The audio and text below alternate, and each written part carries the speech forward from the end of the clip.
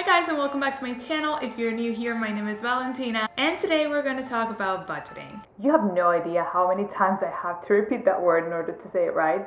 Budgeting. Very difficult for me. Anyways, if you're new here, I want to invite you to subscribe to my channel if you haven't already and like this video if you like this type of content. Anyways, today, as I said before, we're going to talk about budgeting, about making a monthly budget. Helps you understand your personal finances and helps you go through lives in an easier and more cohesive way. So actually I have to redo all of my budget situation and I want to share that process with you. So that part is going to be towards the end of the video. I'm going to leave all the timestamps below so you can go to the part of the video that you want to watch. But first I wanted to start the video saying a few things that I think are important to consider when you are budgeting and when you're watching this video. This process is very different for everyone. Not everyone has the same needs, the same income, the same type of expenses. So consider this as a guide more than something you have to do, because again, it is going to be very, very different from person to person. I've been in all type of situations where I make a regular salary and I make the exact same amount of money every single month. And I also been in situations where I just don't, where I do more freelance stuff and I make a completely different number each time. So I'm gonna try to think about both of those. But again, this is very, very personal and you have to adjust this to whatever works for you and makes your life easier. I'm very concerned because I really feel like, oh, there it is. I have this light on me. You're probably gonna see that the whole video. Let's try to move a little bit. Okay, hopefully that helps. Anyways, let's go back to budgeting. And after saying that, I also want to share with you guys 5 general tips to start budgeting if this is something you haven't done before, or if you've tried before but you feel a little lost, these things should help you. I'm not an expert, but I've been budgeting for around probably 5 years already. And honestly, it helps a lot. So the first step is establishing a goal of why are you budgeting. Don't make it as something you have to do because someone on the internet told you it was a good idea.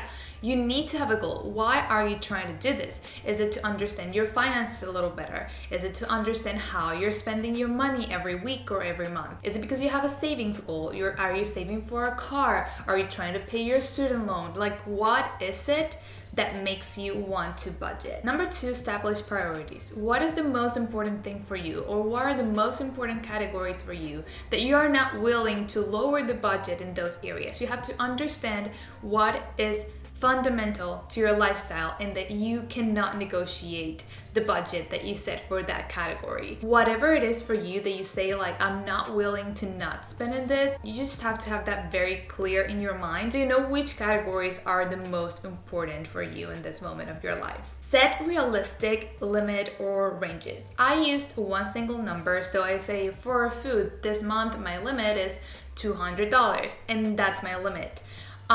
But if it's easier for you, you can also do like, well, my limit is between 200 and 250. So whatever it is for you, either a number or a range, be very realistic with it. Don't try to make it as low as possible so you don't spend money and you get to save a lot of money, because then if it's not realistic, you're gonna spend more than that and you're gonna get frustrated. And if it's too high, you're gonna be like, oh, I can spend all this money and it's fine because my limit is $600 for food.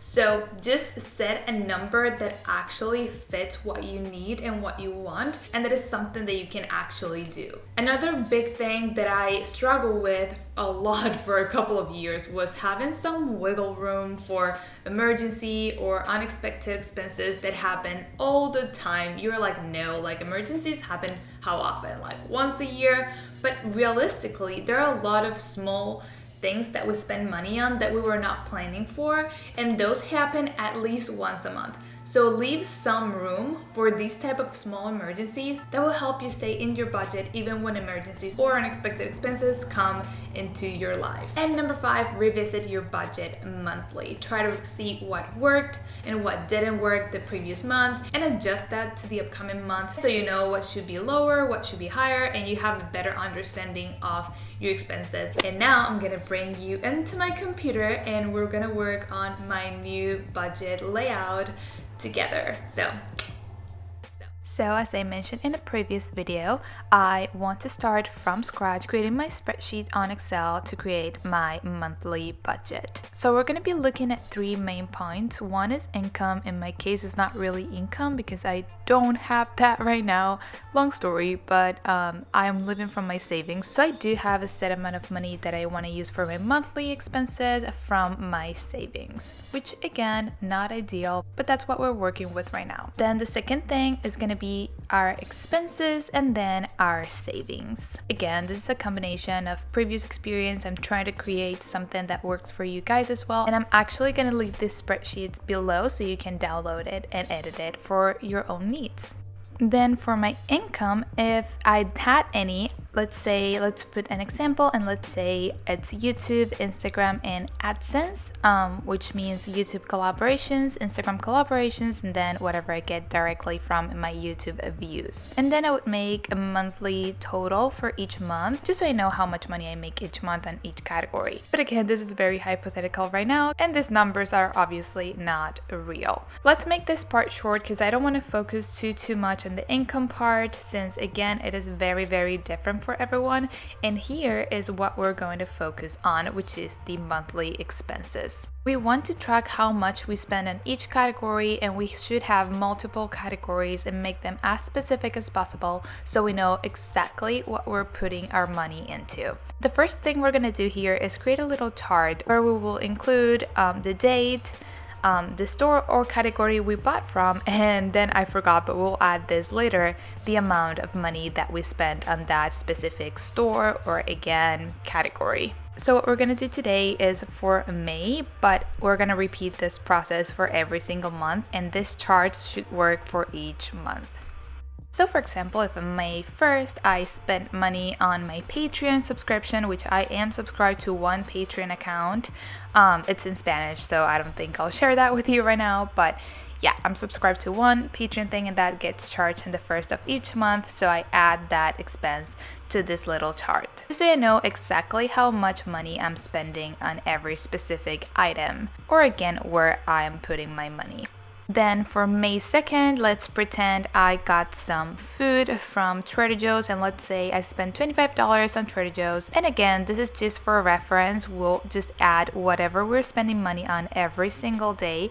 It can be a little hard at the beginning, I know, but once you get used to it, it's something you just do daily. Like by the end of the day, you just sit by your computer and add everything you spend on that specific day. It won't take you more than 5 minutes, so honestly, it is a very simple process. Then we get to define all of our categories. Let's start with basic stuff like rent, bills and utilities, food, household products like cleaning products and things like that, self-care, then health insurance if you get to pay for your health insurance monthly. And then health, which is more like medicines and things we have to pay for on a regular basis, transportation, eating out, entertainment, and extras.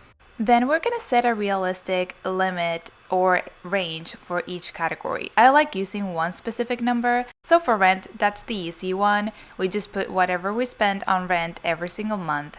And then utilities, again, we can pretty much predict that one. And for everything else, even though we can predict from previous months, and it's an easy way to do it if you're starting from zero, you can just try to guess how much money you're going to spend on each category. And obviously, it might not be exact, it might not be perfect. You might spend more or less than you thought, and that's why you have to review your spreadsheet every single month. So again, here I'm just putting random numbers. This is not what I spend on any of these categories realistically in any month, but it is a general good approach for all this. I love using Excel spreadsheets because I can customize them as much as I want. So what I do here is this little formula, so I know how much all these numbers together would be. So that's my monthly limit, which would come to $2,700. And then I do the exact same formula for each column. So every time I enter an item, you can keep track of everything together and you don't have to do it manually. Then what I do is not only track these numbers on the little chart we created before, but also on this bigger chart. The reason I do that is because in the bigger chart, I don't get to write exactly where I spent that money, which for me, it's helpful to have. So for example, yes, I could add just the $25 in the food column for Trader Joe's like I'm doing right now, but maybe in 2 months I wouldn't know what type of food it was. Where did I spend that money? Which again, for me is really useful to have. So let's add more information here. Let's say money in. It's gonna be the money that comes into our account every single month. If you have a 9-to-5 regular job, this is gonna be a lot easier. If you're a freelancer, obviously this is gonna change month to month, so just consider that when you're creating your own. So let's say our monthly income is $3,000 and the money we spend, we're gonna again have this little formula I'm working with right now. So when we enter the numbers, we know exactly how much we've spent of that money that came into our account at the beginning of the month, or that amount of money that we're supposed to get on the current month. And then we're going to create a third row for the money that is left. Some people like to save whatever is left, but I like planning what I'm going to save before I spend that money. So you could even create a new column to track your savings. But for me, when I do have a steady income, I like to save 20 to 25% of what I spend.